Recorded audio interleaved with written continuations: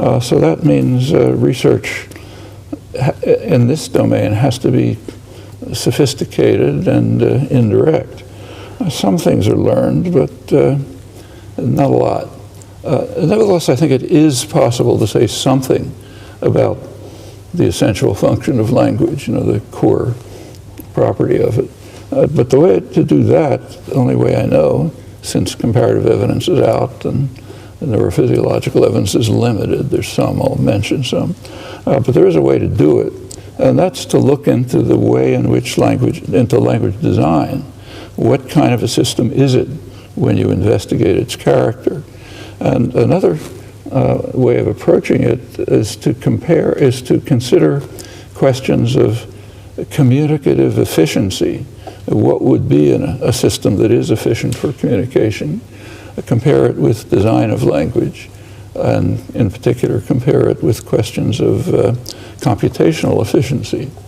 There is an assumption here. The assumption is that however language developed, it satisfied, it's a computational system, so it satisfied general principles of computational efficiency, which are not specifically linguistic or even biological, maybe laws of nature.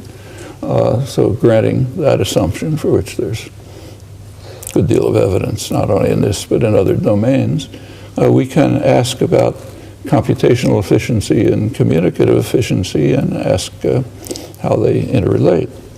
Well, I think considerations of that kind, I'll barely have a chance to hint at them, do suggest quite strongly that the traditional view is correct, that language is an instrument of thought, informally, and that the modern dogmas about language and communication are just wrong.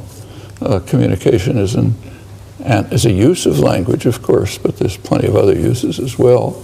And it's secondary. It's not really a critical part of language, and not particularly specific to language. You can communicate in all kind of other ways, style of dress, how you comb your hair, facial expressions, innumerable ways to communicate. Language, of course, is one, but nothing special about the connection. Well,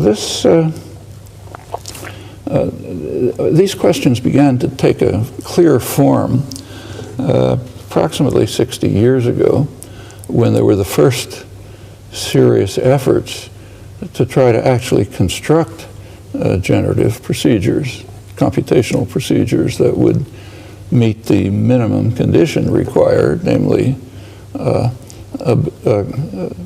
generating an infinite array of structured expressions which have an interpretation in these two interfaces, as they're called, meaning and externalization, sound. And as soon as those attempts were made, some very puzzling phenomena were discovered. That's commonly the case. When you begin to look at some topic closely, it turns out that everything you believed was wrong.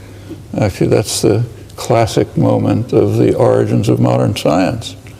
So for millennia, scientists had believed that there are simple answers to the question why if you let go of a rock, it falls, and if you release steam, it rises. They're going to their natural place, and how do objects interact through sympathies and antipathies. How do you perceive a triangle? There's a triangle over there, and a form flits through the air and gets into your brain, and there's a triangle in there, and so on for a range of questions.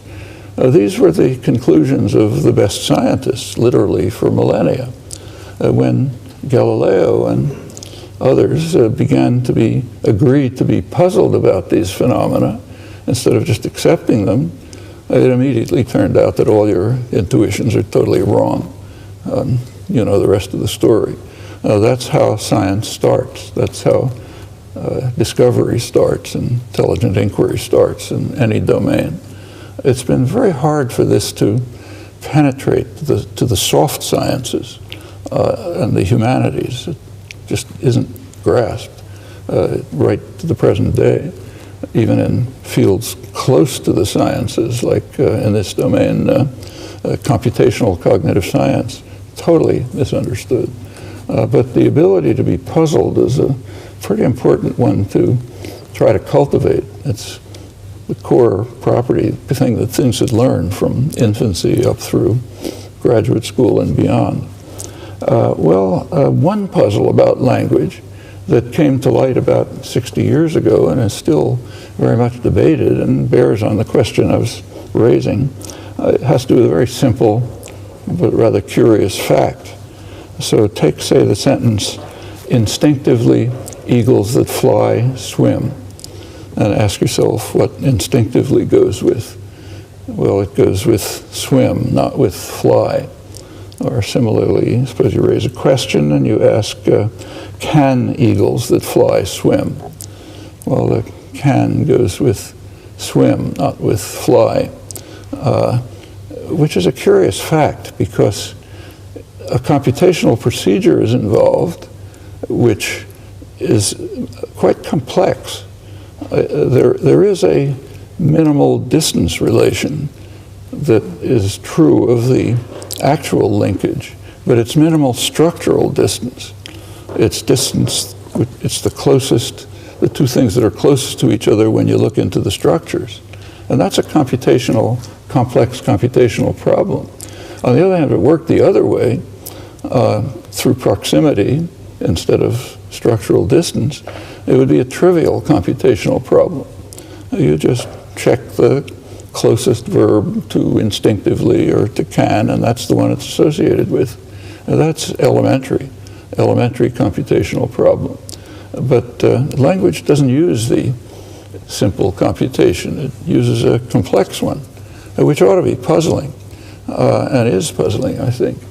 And it's not just true of these examples, it's true of every construction that's known in every language that's known.